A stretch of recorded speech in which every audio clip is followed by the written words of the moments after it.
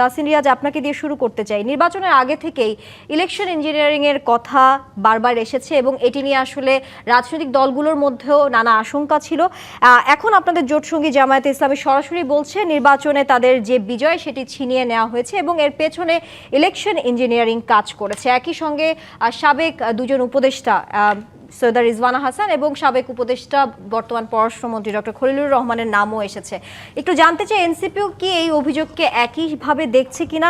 আপনারা কি মনে করেন নির্বাচনের ভেতরে আসলেই কি ইঞ্জিনিয়ারিং এর সত্যিকার অর্থে কোনো প্রভাব ছিল? কি মনে করছেন?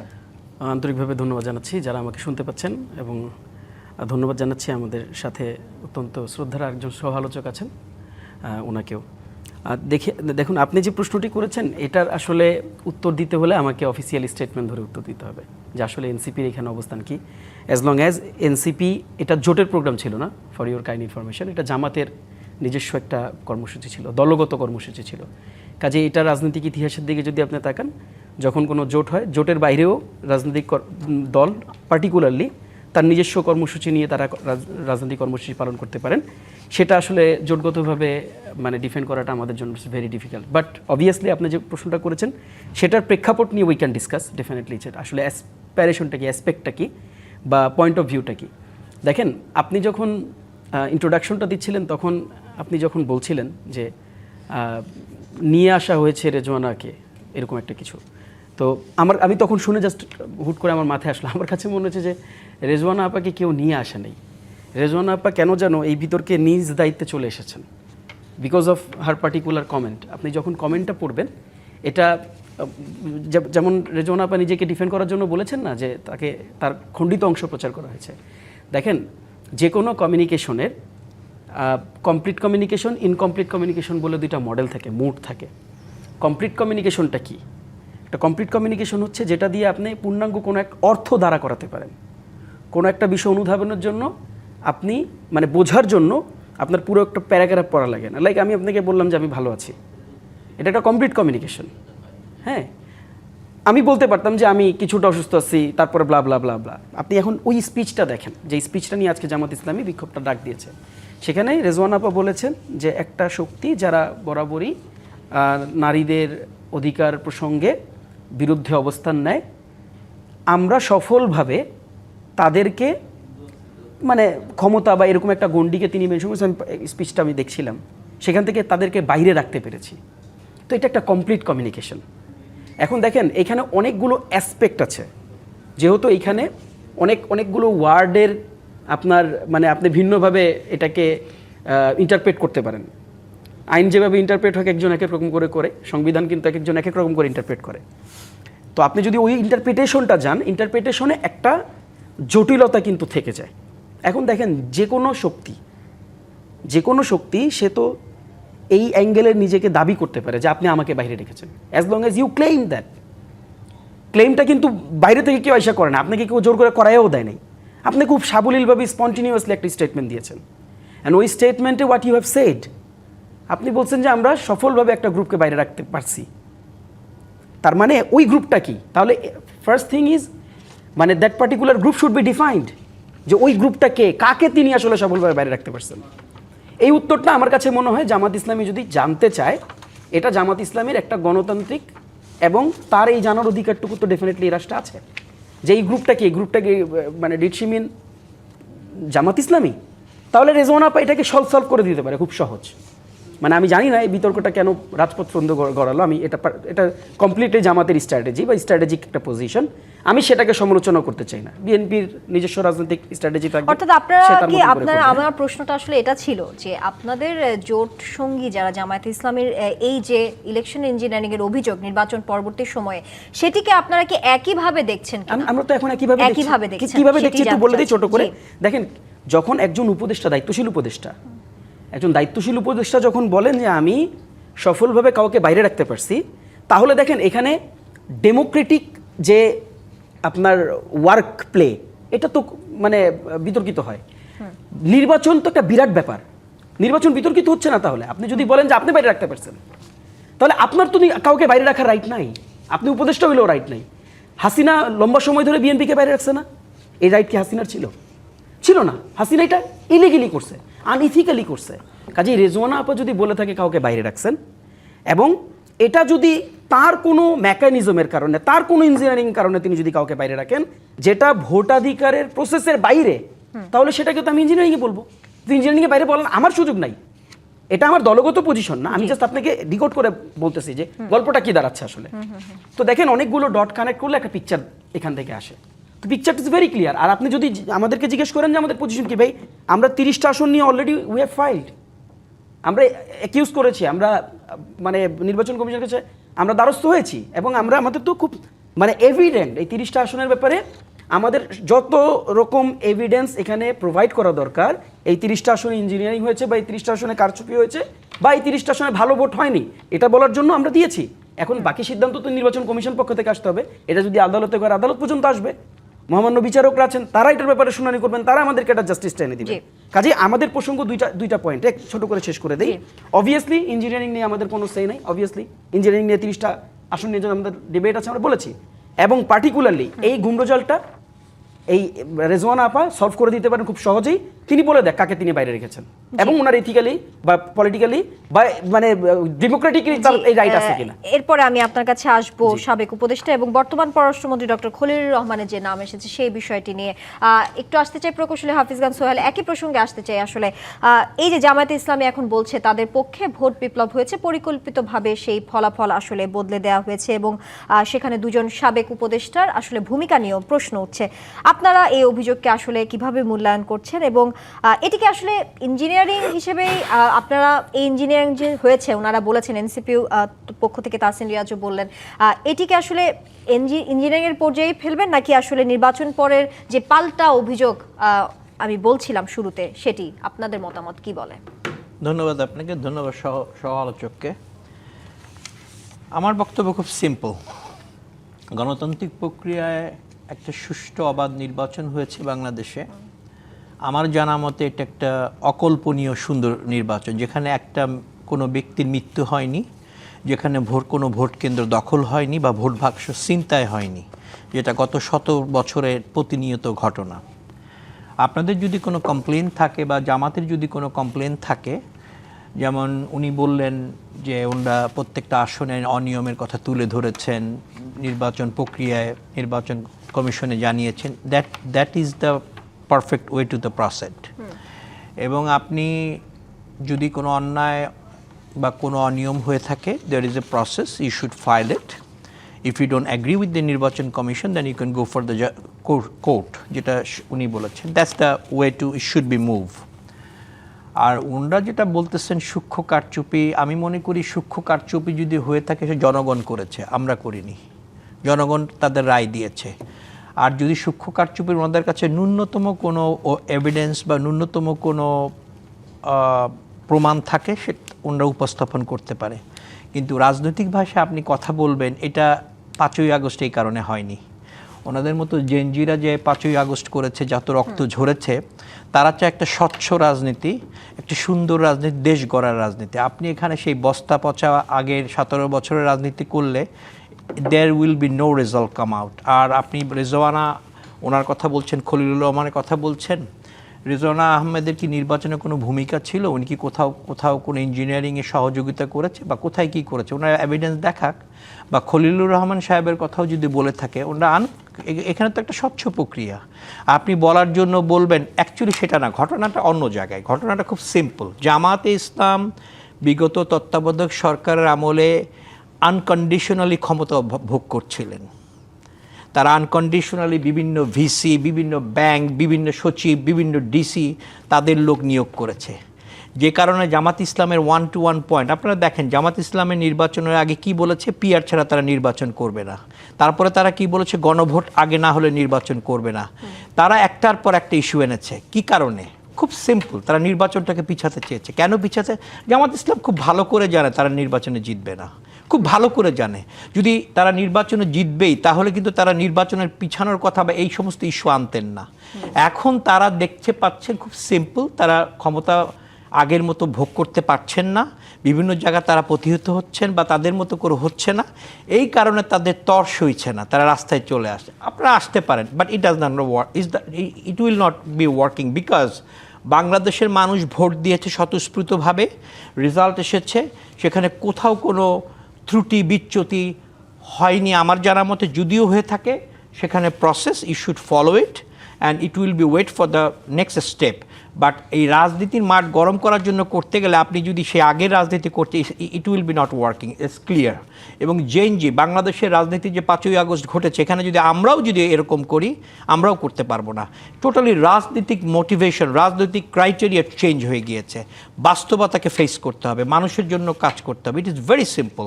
I believe Jamaat should realise that things. জি, আরেকটি প্রসঙ্গ যদি আমি এখানে আনি, জামাতের পক্ষ থেকে জামাতে ইসলামের কেন্দ্রীয় নির্বাহী পরিষদ সদস্য এবং দুঃখিত জামাতের নায়েবে আমির সৈয়দ আব্দুল্লাহ মোহাম্মদ তাহের, তিনি বলেছেন বিএনপি নেতা সালাউদ্দিন আহমদ খলিলুর রহমানের বিরুদ্ধে বক্তব্য রেখেছিলেন এবং তাকে সরকার থেকে বের করতে দিতে বলেছিলেন, এমনটা তিনি উল্লেখ করেছেন। তারপরও বিতর্কিত ব্যক্তিকে পররাষ্ট্রমন্ত্রী হিসেবে নিয়োগ দেওয়ার বিষয়ে প্রকাশ করেন জামায়াত নেতা তাহের। এই বিষয়ে আপনার মতামত কি? খুব সিম্পল। ওই মুহূর্তে আমাদের সালাউদ্দিন ভাই যেটা বলেছেন কারেক্ট, আমাদের দৃষ্টিতে মনে হচ্ছে উনি বিতর্কিত বা দিস অ্যান্ড দ্যাট কারেক্ট। আর দ্বিতীয় অ্যান্সারটা হলো যে বাংলাদেশের মানুষ আমাদেরকে 2/3 মেজরিটি দিয়েছেন, নির্বাচিত করে ভোটে এনেছেন। আমাদের সম্মানিত মাননীয় পার্টির চেয়ারম্যান, সম্মানিত প্রধানমন্ত্রী তারেক রহমান সাহেব মনে করেছেন তাকে, এই ব্যক্তিকে দরকার প্রশাসন চালাতে, উনি নিয়েছেন। It's very simple, it's nothing to agree or disagree. আপনি জনগণ নির্বাচিত করেছেন, ম্যান্ডেট পেয়েছি আমরা, আমাদের মাননীয় প্রধানমন্ত্রী মনে করেছেন তাকে যোগ্য ব্যক্তি হিসেবে কাজ করাতে চান, he just did it, that's it, it's very simple.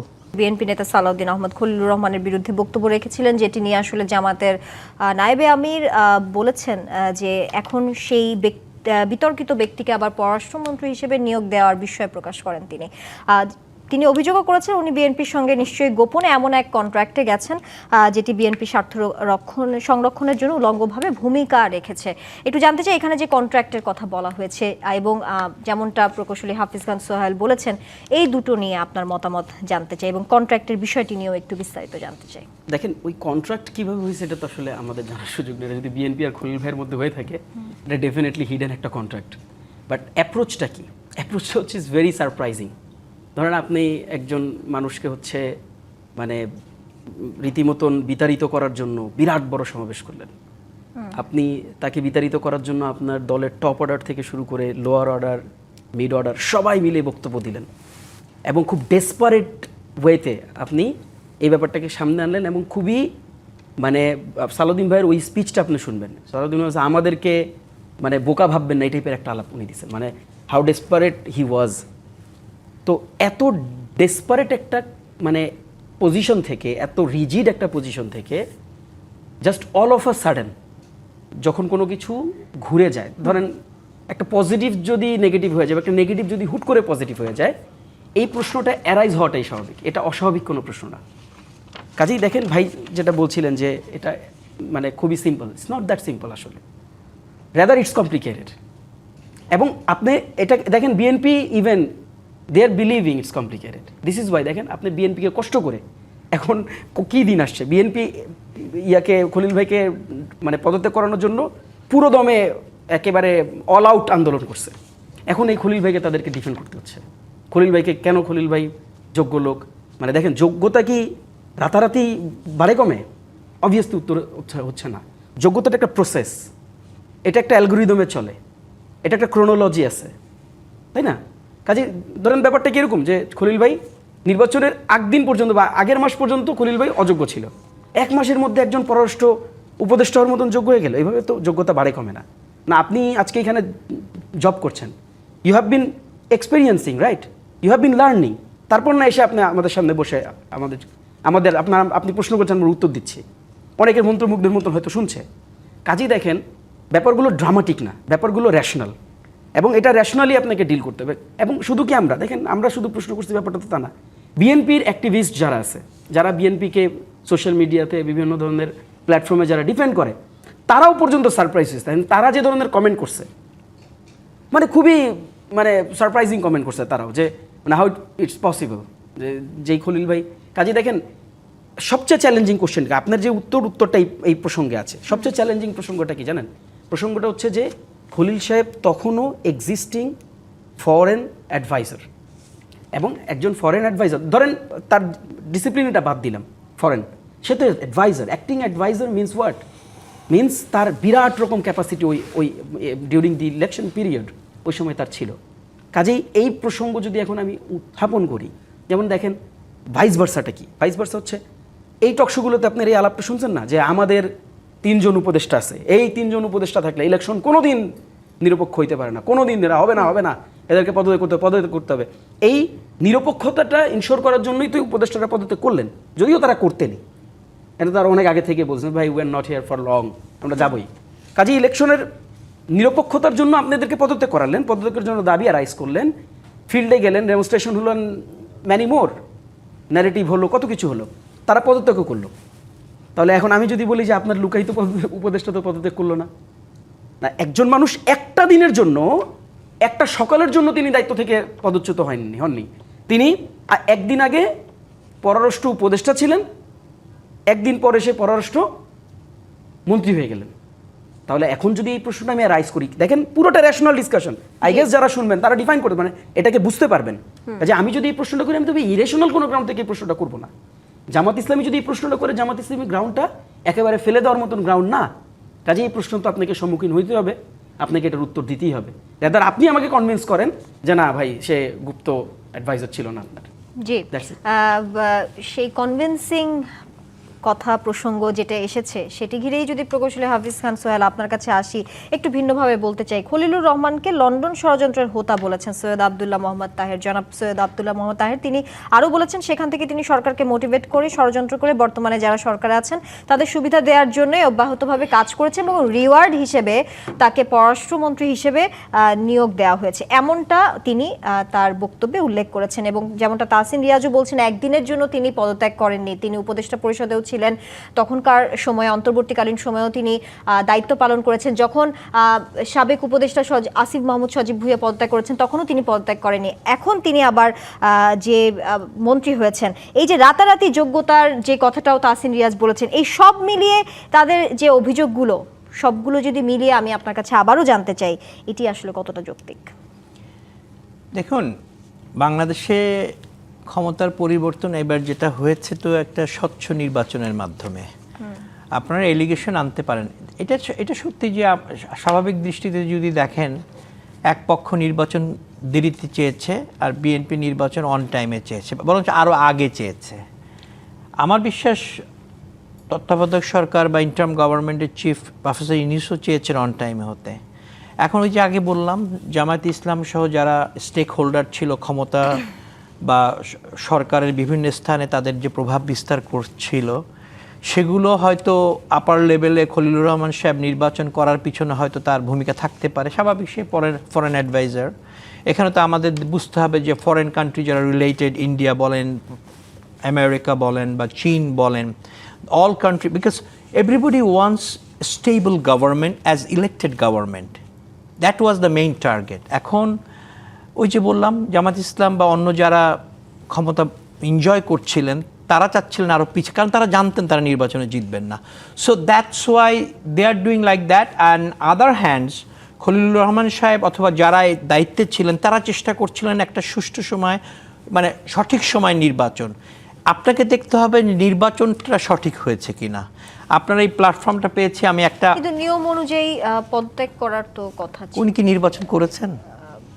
উনি কি কোনো স্টেক হোল্ডার ছিল? উনি কি কোথাও নির্বাচন কমিশনে কাজ করেছেন? বা উনার বিরুদ্ধে কোনো স্পেসিফিক কোনো অ্যালিগেশন আছে যে অমুক নির্বাচন কমিশনে ফোন করেছে, অমুকের ভোট চেঞ্জ করার জন্য উনি কাজ কোথাও দেখেছেন? আপনি তো সবাই ক্ষমতায় ছিলেন, এইভাবে বললে তো হবে না। আপনার প্ল্যাটফর্ম পেয়েছে, আমি একটা প্রসঙ্গ আনবো যেটা রিলেটেড না, সেটা হলো আমরা যারা প্রবাসী আছে, আমি মাননীয় প্রধানমন্ত্রী বরাবর বলতে চাই, এই যে আপার লেভেল যে পার্লামেন্ট হবে, সেই পার্লামেন্টে প্রবাসীর পক্ষ থেকে আমাদের একটা কোটা দিতে হবে অথবা একটা পোর্শন দিতে হবে এবং জিয়া আন্তর্জাতিক বিমানবন্দরকে ফিরিয়ে আনতে হবে। এটা আমাদের দাবি প্রবাসীর পক্ষ থেকে মাননীয় প্রধানমন্ত্রীর কাছে আমরা করতে চাই, সেটা আপনার মাধ্যমে করলাম। Thank you. জি, ধন্যবাদ আপনাকে। তাহসিন রিয়াজ, আপনার কাছে আবারও আসতে চাই, একটু ছোট্ট করে জানতে চাই, ছাত্রদের ইচ্ছার সমন্বয় কিংবা ছাত্রদের দ্বারাই গঠিত হয়েছে অন্তর্বর্তীকালীন সরকার, এখানে নানা মহল থেকে বিশ্লেষকরাও নানা জায়গায় আমি দেখেছি প্রশ্ন তুলেছেন যে এখন উপদেষ্টাদের নিয়ে তাদের যেই অভিযোগগুলো সেটি নির্বাচন পূর্ববর্তী সময়েও আমরা দেখেছি, এখন তো পূর্ববর্তী সময়েও সেই উপদেষ্টাদের নিয়েই কেন এত অভিযোগ, যেখানে তাদের পছন্দ মতোই বা তাদের বেশ কিছু পরামর্শ কিংবা আলোচনা সাপেক্ষে আসলে অন্তর্বর্তীকালীন সরকার যেটি ছিল সেটি গঠন হয়েছে। আসলে এই পরিবর্তন কেন একটু জানতে চাই, যেহেতু নানা মহল থেকে প্রশ্ন আসছে। এটা প্রথমত পরিবর্তন না, নেভার এভার। আপনি স্টেটমেন্টগুলো দেখেন, just do Google, you will get all the answers. এটা আমরা আমাদের জায়গা থেকে একটু সরি নেই। আমরা উপদেষ্টা পরিষদের অভ্যন্তরীণ যে ভূত, তাদের ব্যাপারে আমরা আগেও আলোচনা করেছি, আমরা এই ইঙ্গিতগুলো আগেও দিয়েছি। বাট এটিকেটস আছে, নর্মস আছে, কিছু ম্যানার্স আছে, সেটা তো আমাদেরকে রক্ষা করতে হবে। কিছু পলিটিক্যাল মানে নর্মস, যদি আমি ওই নর্মস তো আমি ব্রেক করতে পারি না। আর আপনি যেটা বলেছেন যে আমাদের পছন্দ মতো, দেখেন আমি খুবই টেকনিক্যাল একটা ডিসকাশন করি, খুব ছোটো করে করি।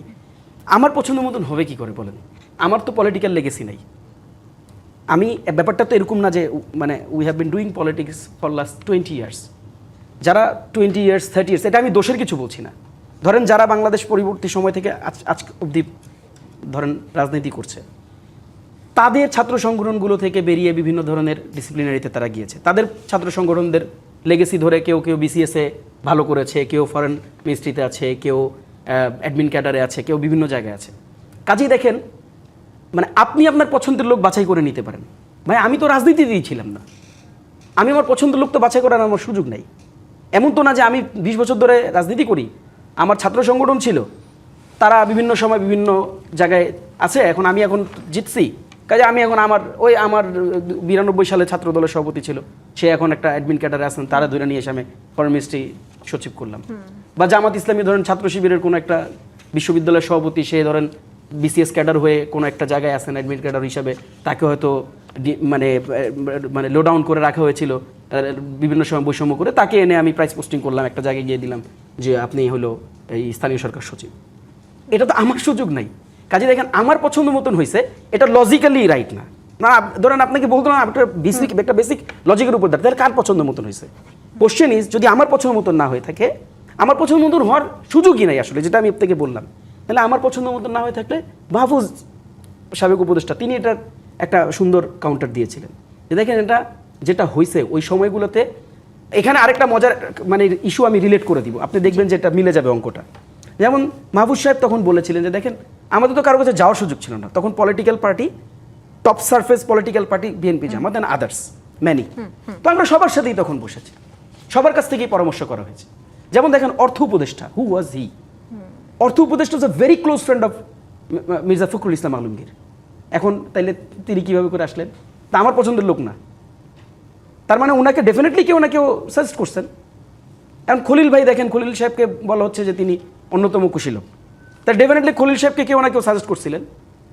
কাজেই উপদেষ্টা পরিষদটা এটা মানে সকল দলের মতামতের সাপেক্ষে গঠিত একটা উপদেষ্টা পরিষদ, এবং এটা তারা তাদের মতন করে অ্যাডভাইজিং করে, তারা তাদের মতন করে করছেন। আপনাদের নেতা সার্জিস আলম সরাসরি একটি বেসরকারি টেলিভিশনে টক শোতে যুক্ত হয়ে বলেছেন বিএনপির কিছু নেতাকর্মী দেশকে আবার পুরাতন পথে নিয়ে যেতে চায়। এই পুরাতন পথ বলতে আসলে কোন রাজনৈতিক বাস্তবতা বা সময়কে আসলে ইঙ্গিত করেছেন, কিংবা সাম্প্রতিক সময়ে এই অভিযোগের কি কোনো ভিত্তি আছে কিনা, কোনো প্রমাণ আছে কিনা একটু জানতে চাই। জি দেখেন, আমি আসলে যে বিষয়টা বলছিলাম একটু ওখান থেকে একটু কন্টিনিউ করি। বলছিলাম মুস্তাফা সরোয়ার ফারুকী।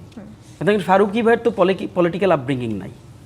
হ্যাঁ, ফারুকী ভাই সিনেমার লোক ছিলেন, ওনাকে এনে এখন উপদেষ্টা করলো। এখন আমি ধরেন এই প্রশ্নটা তো করতে পারি, তো ওনাকে কে সাজেস্ট করলো?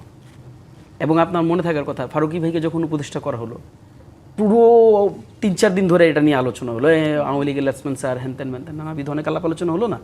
কাজে দেখেন এই প্রসেসটা যে উপদেষ্টা সিলেকশন যেভাবে করে হলো, এই প্রসেসটা এটা কোনো একক কোনো মানে ব্যক্তির চিন্তার উপর দাঁড়িয়ে এটা হয়নি, বরং এটা সকলের মতামত ক্রমেই ওই ইয়াটা নেওয়া হয়েছে। যেই বিষয়টা আপনাকে বলছিলাম যে দেখেন অঙ্কটা আরও স্ট্রংলি মিলবে। আপনি নিশ্চয়ই খেয়াল করবেন কিছুদিন আগেই একটা এনডিএ যেটা আমেরিকার সাথে হয়েছে, হ্যাঁ এগ্রিমেন্ট হয়েছে, এখন সেটা কিন্তু পুরোদমে ইন্টারিমকে সবাই দোষ দিচ্ছিল যে এই ইন্টারিম ইউ ডিড রং, এই ধরনের চুক্তি করা যাবে না, কী ধরনের চুক্তি করছো, ফালতু নানাবিধ আলাপ আলোচনা তাকে বলছে। মানে হোয়াট খলিল সাহেব সেড, উনি বলছে যে আমি এগ্রিমেন্ট করার আগে বিএনপি জামাত দুইজনেরই কনসেন্ট নিছি। এখন আপনি আমাকে বলেন যে এখন এটা কি তাহলে আপনি যেমন ভাই বলতেছিলেন যে ক্ষমতা এনজয় করতেছিল লম্বা সময় ধরে বিএনপি জামাত, বা বিএনপি তো নেই, জামাত হচ্ছে ক্ষমতা এনজয় করতেছিল। I don't not seen this way. ক্ষমতা এখানে এনজয় করে নাই, দেখেন ওই আলোচনা করতে গেলে it will take longer. But ক্ষমতা এনজয় কে কীভাবে করছে, অ্যাটলিস্ট বাংলাদেশের সার্ফেসে খুব লিটল একটা জায়গা থেকে বসে উই হ্যাভ সিন এভরিথিং, কাজেই ব্যাপারটা এরকম না। আমি যেটা ফিল করি, এটা প্রসঙ্গটা ক্ষমতা এনজয়ের না, সেটা হচ্ছে দেখেন একটা পলিটিক্যাল ভ্যাকিউম তৈরি হয়েছিল 5 তারিখের পর, উইচ ইজ কারেক্ট। এখন এই পলিটিক্যাল ভ্যাকিউম আপনি কীভাবে ফিল আপ করবেন? আপনি কি একদিনে এরকম তুরি বাজে 50 জন সচিব বানাতে পারবেন? Is it possible? আপনি ব্যুরোক্রেসি কীভাবে চালাবেন? আপনি বিভিন্ন ইনস্টিটিউশন কীভাবে চালাবেন? You can not do. কাজেই খুবই স্বাভাবিকভাবেই আপনার সকল দলের মতামত ক্রমেই আপনার সেই ব্যুরোক্রেসি, সেই মন্ত্রী পরিষদ, এই উপদেষ্টা পরিষদ করতে হয়েছে। এটাকে আমি রেশনাল দেখি না, এটাকে আমি খুব লজিক্যালি দেখি। প্রসঙ্গটা ওইখানে যখন আসে ক্ষমতা এনজয়ের প্রসঙ্গ, তখন আমি একটা কথা বলি, দেখেন এটা এনজয় না, ভ্যাকিউমটা ফিল আপ করার জন্য সকল দলের ইনপুট দরকার ছিল, এভরিওয়ান ডিড। এখন সেকেন্ড আপনি যে আলাপটা করেছেন, দেখেন সার্জিস আলম একটা ইন্টারভিউতে বলেছেন, সার্জিস আলম যে ইন্টারভিউতে কথা বলেছে, প্রথমত এটা কাটপিস, এবং পুরো আলোচনাটা বলি, কাটপিস আর নাই বলি ধরেন। দেখেন বাংলাদেশে একটা গণতান্ত্রিক ট্রানজিশনের মধ্যে দিয়ে আমরা গেছি। বিএনপি 2/3 মেজরিটি নিয়ে অনেক কথা বলে, বাট বিএনপি দেখবেন প্যারালালি আরেকটা কথা বলে না, অথচ দুইটাই ম্যান্ডেট, দুইটাই কনস্টিটিউশনালি রাইট। একটা হচ্ছে 2/3 majority, we honour. BNP 2/3 majority পাইছে, ইটস আ ট্রিমেন্ডিয়াস ভিক্টরি। কিন্তু রেফারেন্ডাম যেটা হয়েছে, এটা কি মানে মেজরিটি না?